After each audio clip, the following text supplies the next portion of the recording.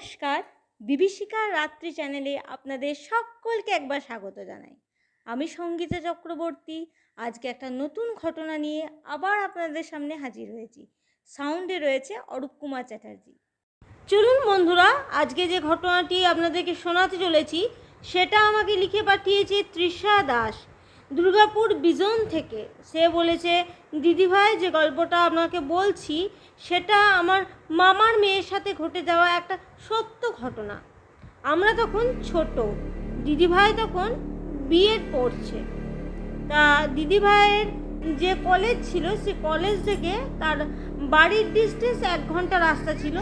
But B Ed college সে সময়তে খুব বেশি আমাদের এই অঞ্চলে ছিল না। তাই যেখানে দিদিভাই পড়তো সেটা বেশ দূরের একটা বেশ জঙ্গলে একটা রাস্তা, দূরের বলবো না, 1 ঘন্টা রাস্তা, তো জঙ্গলের একটা রাস্তা। আমাদের মামার যে বাড়ি সেখান থেকে বাস স্ট্যান্ড, দিদিভাই যে কলেজে পড়তো সে বাস স্ট্যান্ডের দূরত্ব 1 ঘন্টা। তারপরে সেইখান থেকে আবার কলেজ টোটো করে যেতে হতো বা অটোতে করে যেতে হতো, সেটা আবার আরও 30 মিনিট, 1.5 ঘন্টা ধরে রাখুন। তা দিদিভাই বেশিরভাগ দিনই বাসে যাতায়াত করতো, স্কুটিতে মামা খুব একটা যেতে দিত না। তার কারণ হচ্ছে দিদিভাই একটাই মেয়ে, আর একটা মেয়ে আর একটা ছেলে, আমার একটা দাদাও আছে, আর রাস্তাঘাট খুব একটা ভালো নয়। মেয়ে ছেলে যদি অ্যাক্সিডেন্ট করে, হাত পা ভেঙে যায়, সে ভয়ে কিন্তু মামা কোনোদিনই দিদিকে স্কুটি খুব একটা যেতে দিত না, একমাত্র এক্সামের টাইম ছাড়া। আর দিদিদের সে বছর লাস্ট ইয়ার, তা দিদিদের একটা লাস্ট এক্সাম বাকি ছিল। ঘটনাটা যখন ঘটেছিল লাস্ট এক্সামের দিন দিদিভাই এক্সাম দিয়েছে, সেকেন্ড হাফে এক্সাম ছিল। তারপরে দিদিদের একটা ফেয়ারওয়েল পার্টি ছিল। সেই ফেয়ারওয়েল পার্টিটা করে খাওয়া দাওয়া করে যখন বাড়ি ফেরার টাইম হয় তখন বেশ রাত্রি হয়ে যায়, অনেকটা, প্রায় 10:30 11টা বাজছে। মামা এদিকে টেনশনে বহুবার ফোন করছে যে এখনো আসছিস না কেন। দিদিভাই স্কুটি নিয়ে গেছিলো, আর দিদিভাইয়ের পাশের বাড়িরই একটা বান্ধবী ছিল দিদি, সেও দিদির সঙ্গে একই কলেজে পড়তো, তাই দুজনে একসাথেই গিয়েছিল কলেজ সেদিনকে। জানতো তো যে ফেয়ারওয়েল হবে, খাওয়া দাওয়া হবে, তাই বাড়ি ফিরে আসতে দেরি হবে, সেই কারণে একসাথেই দুজনেই গিয়েছিল। আর যে জঙ্গলের রাস্তাটা ছিল সেই জঙ্গলের রাস্তাটা কিন্তু 5টার পর আর অটো পাওয়া যেত না। মাঝে মধ্যে তো দিদিদের প্র্যাকটিক্যাল ক্লাস আর এসব থাকতো, তখন যখন দেরি হয়ে যেত দিদিদেরকে হেঁটে হেঁটে বা অন্য কোনো বন্ধুর গাড়িতে করেই কিন্তু বাস স্ট্যান্ড পর্যন্ত আসতে হতো। আসার আর কোনো উপায় ছিল না, আর অটো ফটো কিছুই চলতো না, কারণ ওইটা একটা আদিবাসী এলাকা। আর সন্ধ্যের পর থেকে ওখানে কোনো মানুষেরই সেভাবে যাতায়াত হয় না। তাই জন্য দিদিভাই সেদিনকে দিদিভাই আসছে, গাড়ি স্টার্ট করেছে, আর তার পেছনে দিদিভাইয়েরও কয়েকটা আরও বন্ধু গাড়ি করে আসছিল, সবারই দেরি হয়েছিল। আর দিদির ভাই যে বান্ধবী সে পেছনে বসেছিল, দিদিভাই গাড়িটা চালাচ্ছিল, পেছনে বসেছিল, আর হেডফোনে তার হবু বরের সঙ্গে কথা বলছিল। দেরি হয়ে গেছিল বলে গল্প করতে করতে আসছিল। এতটা রাত, আমার দিদিভাই এমনিতেই ভীতু, তারপরে আবার একা একা আসছে দুজনে মিলে। ওই জন্য হেডফোনে, যেহেতু তার হাজব্যান্ড দিদিভাইয়ের সঙ্গে কথা বলতো, প্রায় ফ্রেন্ডের মতনই হয়ে গেছিলো, তাই কথা বলতে বলতে আসছিল তো দুজনাতেই, তাই অতটা অসুবিধা হচ্ছিল না। দিদিভাই জঙ্গলের রাস্তাটা খানিকটা এসেছে, তারপরে দেখে তার গাড়ির সামনে একটা লোক হেঁটে চলেছে, খুব লম্বা, সাধারণ মানুষের পক্ষে এতটা লম্বা হওয়া স্বাভাবিক না। তবুও দিদি একটু ভীতু ধরনের ছিল। দিদি গাড়িটা একটু টলমল করছে, দেখে পড়ি টলমল করছে। দিদির বান্ধবীটা বলছে, কী রে তুই গাড়িটা এরকম টলমল করছিস কেন, গাড়িটা ঠিক করে চালাতে পারছিস না? তখন দিদিভাই বলে, দেখ গাড়ির সামনে একটা কত লম্বা লোক দাঁড়িয়ে রয়েছে। তখন বান্ধবীটা বলে, কোথায়, তুই চোখে কানা হয়ে গেলি নাকি, কিছুই দেখতে পাচ্ছিস না? যা ফাঁকা রাস্তা, জঙ্গলের রাস্তা, পেছনে দেখ সব বন্ধুরা আসছে, তুই নিজেও প্যানিক করিস আর আমাকেও ভয় দেখাস। ও কিন্তু কিছু দেখতে পাচ্ছে না, অথচ ওই লোকটাকে কিন্তু আমার দিদিভাই দেখতে পাচ্ছে একমাত্র। তা কিছুক্ষণ দিদিভাই একটু গাড়িটা আস্তে করে, তারপরে দেখে যে ওই লোকটা সামনে দিকে এগিয়ে না গিয়ে ঘুরে দিদিভাইয়ের গাড়ির সামনে দিকে এগিয়ে আসছে। দিদিভাই দেখে আরও ভীষণ ভয় পেয়ে যায়। দিদিভাই ভাবে এই বোধহয় অ্যাক্সিডেন্ট হয়ে গেল, এই বোধহয় অ্যাক্সিডেন্ট হয়ে গেল, এই করে মানে গাড়িটা দিদিভাই উল্টে দেয়। তো ওই দিদিভাইয়ের সঙ্গে যে ফ্রেন্ডটা ছিল সেও পড়ে যায়, দিদিভাইও পড়ে যায়, কিন্তু তার কিছু হয়নি, তার একটু হাত পা ছোড়া গেছিলো। দিদিভাই কিন্তু অজ্ঞান হয়ে গিয়েছিল। তখন উঠে দিদিভাইকে তুলে মুখে চোখে জল দেয়। পেছনে আরও কয়েকটা ছেলে আসছিল, তারা বলে যে দেখ তোর ইয়েকে মিষ্টুকে এক কাজ কর, তুই মানে গাড়িটা তুই নিয়ে যা, তোর পেছনে শোভনকে বসা, আর আমি মিষ্টুকে নিয়ে চলে যাচ্ছি, নিয়ে গিয়ে পরে একদম ওর বাড়িতে ড্রপ করে দিয়ে আসবো গা। কারণ এই অবস্থায় যে জ্ঞান ফিরে মানে ও ঠিক করে গাড়িও চালাতে পারবে না, তোরা মানে ভীতু মেয়ে, তোদের মানে কি আর বলবো, বন্ধুরা বলছিল।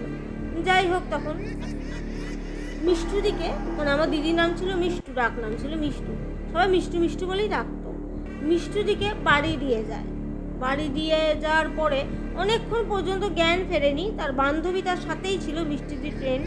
তা একজন ডাক্তারকে ডাকা হয় যে মাথায় টাথায় চোট পেয়েছে কিনা, সেই জন্য একজন ডক্টরকে ডাকা হয়। ডক্টর আসে, এসে পরে বলে যে শরীরে জ্বর রয়েছে, বেশ ভালোই জ্বর রয়েছে, কিন্তু কোথাও লেগেছে বলে এখন মনে হচ্ছে না। আমি ওষুধ দিয়ে গেলাম, জ্বরটা কমলেই যখন জ্ঞানটা ফিরবে, একটু ঠিক যদি মনে হয় তখন হসপিটালে নিয়ে গিয়ে ওর মাথার একবার স্ক্যান করাতে হবে, যদি কোথাও লেগে থাকে আর কি। তখন ওষুধ দেয়। ওষুধ দেওয়ার মানে সারা রাত্রি দিদির জ্বর কিছুতেই থামছে না। দিদি আর আমার দাদা ভাই একটা রুমে শুতো, মামা আর মামি আলাদা একটা রুমে শুতো। তা দিদি ভাই আর দাদা ভাই পাশাপাশি রুম দুটোতে শুয়ে আছে। কিছুক্ষণ পর মানে মধ্যরাতে ওই 3:10-15 এরকম বাজছে, তখন বিছানার মধ্যেখানে বসে বসে চুলগুলোকে খুলে সামনের দিকে করেছে, চুলগুলো খুলে ঠিক সামনের দিকে নিয়ে এসেছে, আর মধ্যেখানে বসে কেমন যেন একটু বিচ্ছিরিভাবে দিদি কান্নাকাটি করছে। এটা দেখে দাদাভাই ভীষণ ভয় খেয়ে যায়। তখন দাদাভাই অনেকটা ছোট, দাদাভাই আমার থেকে বেশি বড় নয়, 3-4 বছরের বড়, দিদিভাইয়ের থেকে অনেকটাই ছোট, মানে আমরা দিদিভাইয়ের থেকে প্রায় 10-12 বছরের ছোট, বড় মামার মেয়ের থেকে। তা দাদাভাই দেখে খুব ভয় পেয়ে যায়, দৌড়ে তার মায়ের কাছে চলে আসে। মাকে এসে পরে বলে, মা দেখো দিদিভাইয়ের কী হয়েছে। দিদিভাই উঠে কেমন বিচ্ছিরি করে কান্নাকাটি করছে। তখন মামি আর মামা দুজনেই যায়, যে কী হলো রে বাবা, ব্যথা ট্যাথা করছে কিনা মাথাতে, যায় দেখি গা মেয়েটাকে। তখন রুমে আর কিছুতে ভয়ে ঢুকতে পারছে না মামা আর মামি। দেখে যে দিদিভাই মাথাটা নিচের দিকে করে ঝুলিয়ে রেখে আর মানে একটা বিচ্ছিরি আওয়াজে কান্নাকাটি করছে, আর কী যে মুখে বলে কাঁদছে সে ভাষাটা আর কিছুতেই মামা মামি বুঝতে পারছে না। একটা অন্য ভাষাতেই দিদিভাই কান্নাকাটি করছে, ভীষণ কান্নাকাটি করছে। তা রাতটা কোনো রকমে দরজাটা বন্ধ করে দিল মামিরা ভীষণ ভয় পেয়ে গেছিলো। তখন বুঝতে পেরেছিল মামিরা যে এটা কিন্তু একটা কোনো স্বাভাবিক ঘটনা নয়। যাই হোক, দরজা বন্ধ করে মামিরা তখন যেহেতু ওই 3:30 এরকম বাজছে, দেখছে রাতটুকুন পেরিয়ে গেলেই ঠিক আছে, বাইরে মানে তালা দরজা বন্ধ করে যে অন্য রুমে শুয়ে গেছে তা নয়, দরজার বাইরে মামা মামি আর দা ভাই অপেক্ষা করছিল। সকাল হওয়া মাত্রই এই দিদিভাইয়ের কিন্তু আর কোনো জ্ঞান নেই, মানে একদম দিদিভাই যেন সেন্সলেস, না খাচ্ছে, না চোখ খুলে তাকাচ্ছে, না চান করছে। আর শরীর দিদিভাইয়ের এত ভারী যে মানে ওকে তুলে সরানো 2 ব্যাটা ছেলে 3টে ব্যাটা ছেলের পক্ষে অসম্ভব হয়ে যাচ্ছিল। দিদির যে বন্ধুরা দিদিভাইকে দিয়ে গিয়েছিল, তারা যখন মানে দিদিভাইকে দেখতে আসে, মামি বলে যে ও খাচ্ছেও না, কিছুই না, ওই পড়ে যাওয়ার পর থেকে ওইভাবেই শুয়ে আছে, হসপিটালে নিয়ে যাব এটাই ভেবেছিল, যে মাথায় বোধহয় কিছু হয়েছে, চোট ফোট লেগেছে, হসপিটালে একবার দেখাই গা। দিদির বান্ধবীও সেটাই বলে যে কাকিমাও কিন্তু খুব জোরে পড়ে গেছিলো, একবার হসপিটালে দেখালেই ভালো হয়। তা ওকে যে তুলে নিয়ে যাবে সে ক্ষমতাটা কিন্তু কারুর হয়নি। ওই বিছানা থেকে দিদিকে ওই 3 জন বন্ধু, মামা মিলে 4 জন মিলে কেউ কিন্তু নড়াতে পর্যন্ত পারে। আবার যথারীতি রাত্রিবেলা হলো, মানে সন্ধ্যের পর যে রাত হলো, 8টা এরকম বাজছে, দিদি আবার জেগে উঠে মাকে একটা কী ভাষায় বলছে, খেতে দে, তুই তো কারি করে কথা বলছে, খেতে দে, বাথরুমে গেল, চান করলো, চান করে সাবান ফাবান কেমন খোটারে খোটারে ব্যবহার করছে, মানে যেমন মানুষ যেরকম ব্যবহার করে সাবান মাকে ওরকম না, নখে করে খোঁচারে খোঁচারে সাবানগুলোকে মুখে গায়ে চুলে এরকম যেন তেনভাবে লাগালো, লাগিয়ে কোনো রকমের স্নান করে বাইরে এলো, বিচ্ছিরিভাবে খাওয়া শুরু করলো দুটো হাতে করে, মানে এক হাতে নয়, দু হাতে করে খাওয়া শুরু করলো। আর মাকে সমানে তুই তোকারি করছে, আর একটা আজগুবি ভাষায় কথা বলছে। ওই ভাষাটা হচ্ছে আলচিকি ভাষা, মানে আদিবাসীদের ভাষা, যেটা আমরা আলচিকি ভাষা বলে থাকি। এটা দেখে মামিমা ভীষণ ভয় পেয়ে যায়, আমার দিদাকে ডাকে। আমার দিদা যায় সেখানে, দিদা দেখে পরে বলে যে ওকে কোনো অপদেবতাই পেয়েছে, তুই এক কাজ কর, ডাক্তারে কিছু হবে না। আমার দিদিভাইকে বাড়িতে আবার সবাই সোনাই বলে রাখতো, দিদিভাই যেহেতু বাড়ির তখন প্রথম একটাই মেয়ে, সোনাইকে তোরা কোনো ওঝার কাছে বা কোনো সাধু বাবাকে দেখা, তা নাহলে কিন্তু বাঁচানো যাবে না ওকে। তখন ওইখানকারই এক হনুমানের মন্দির আছে, এখনো পর্যন্ত সেই হনুমানজি খুব সিদ্ধ হনুমানজির মন্দির, মানে বিরাট জাগ্রত। যখন হনুমানজির পুজো হয় তখন ওখানে প্রচুর লোকজন খাওয়া দাওয়া করে, মানে তখন মন্দিরটা এত বড় ছিল না, ছোটো পাড়ায় ছিল, আর তাতে একটা মানে গুরুদেব ছিল, নন বেঙ্গলি গুরুদেব পুজো করতেন, এখনও তিনিই পুজো করেন, বাট এখন মন্দিরটা অনেক বড় হয়ে গেছে, সেখানে এখন লোকজন খাওয়া দাওয়া করে। সেখান থেকে সে গুরুদেবকে নিয়ে আসে। গুরুদেব নন বেঙ্গলি ছিল, তিনি দেখে পড়ে প্রথমে বলে যে এটা কিন্তু কোনো মানুষ নয়, আপনার মেয়েকে অন্য কেউ ঘর করেছে। বাট উনি কিন্তু বুঝতে পারছিলেন না, মানে উনি যে ভাষা, দিদিভাই যে ভাষাটা কথা বলছিল সে ভাষাটা কিন্তু উনিও বুঝতে পারছিলেন না। তিনি অনেকবার চেষ্টা করলেন যে দিদিভাইয়ের সঙ্গে মানে আর কি কন্ট্যাক্ট করার, যে কি বলতে চাইছে ও সেটা জানার, বাট কিছুতেই সেটা সম্ভব হলো না। তখন মামার সঙ্গে কাজ করতো একজন, সে ছিল আদিবাসী, মামা যেখানে চাকরি করতো সেখানেই চাকরি করতো। তাকে মামা একবার বলে যে আমার বাড়িতে একবার চলুন, আমার মেয়ের সঙ্গে এরকম হচ্ছে, সে কি বলতে চাইছে আমরা কিছুতেই বুঝতে পারছি না, আপনি যদি একটু যান। তখন কাকু আসে সে বাড়িটাতে, মানে আমার মামার বাড়িতে, এসে পরে ওকে ওই ভাষাতেই কথা বলে, আমরা সে ভাষাটা জানি না, শুধুমাত্র জিজ্ঞেস করেছিল তুমি কে, কোথা থেকে এসেছো। তখন সে তার নাম বলেছিল, আর সে বলেছিল আমি অমুক জায়গা থেকে এসেছি, মানে ওই জঙ্গল থেকে।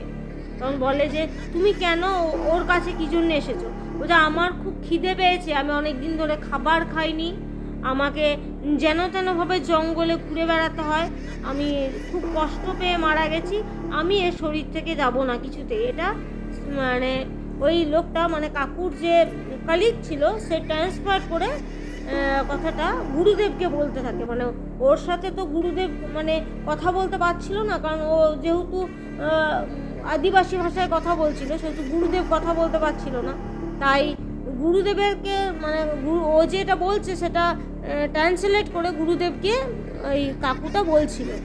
আর ও বলছিল যে আমি ঠিক করে না খেতে পারি না আমাকে কেউ খেতে দেয়, আমি খুব কষ্টে মারা গেছি, আমাকে কেউ বাঁচায়নি, আমি মরার সময় প্রচণ্ড আর্তনাদ করেছিলাম, আমাকে কেউ বাঁচায়নি, তা আমি এখন এর শরীর থেকে কোথাও যাব না, আমি এইখানেই থাকবো। কিছুতেই সে ছাড়ছিল না দিদিভাইকে প্রচণ্ড কষ্ট দিচ্ছিল, মানে যন্ত্রণা পাচ্ছিল দিদি।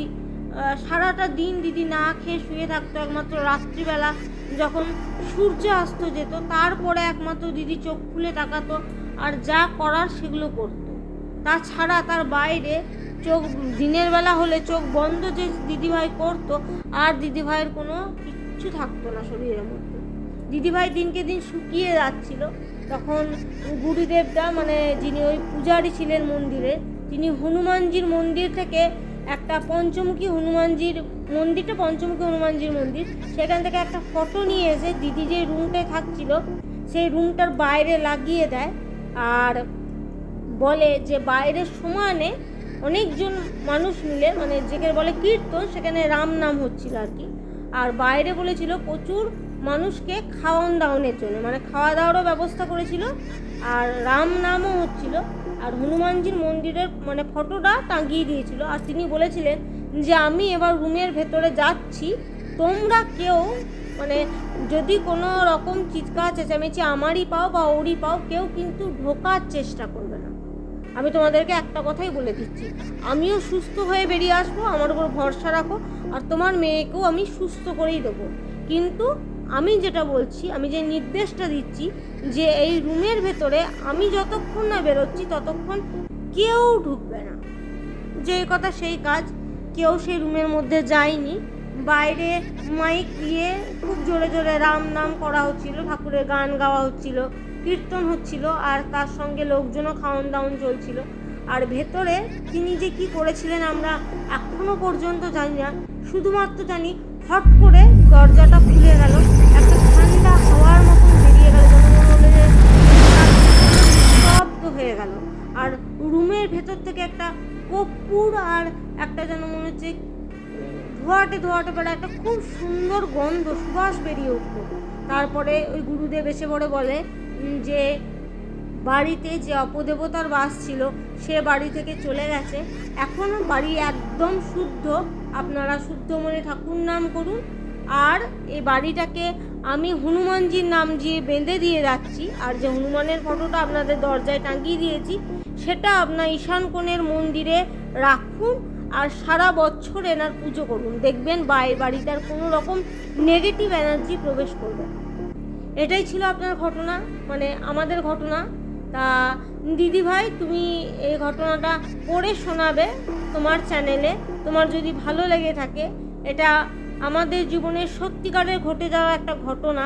আজও সেই মানে দিনটা আমাদের মনে পড়ে। আর দিদিভাই বলে, বারবার আমাদেরকে জিজ্ঞেস করে যে বল না আমি কি করছিলাম, আমার সাথে কি হয়েছিল, সে ঘটনাটা একবার শুনিয়ে দে না। তুমি এই ঘটনাটা যখন শোনাবে আমাকে জানিও, তার আগে আমি দিদিভাইকে বলে দেবো যাতে ফোনে দিদিভাইও এই ঘটনাটা শোনে। ধন্যবাদ, ধন্যবাদ আবারও।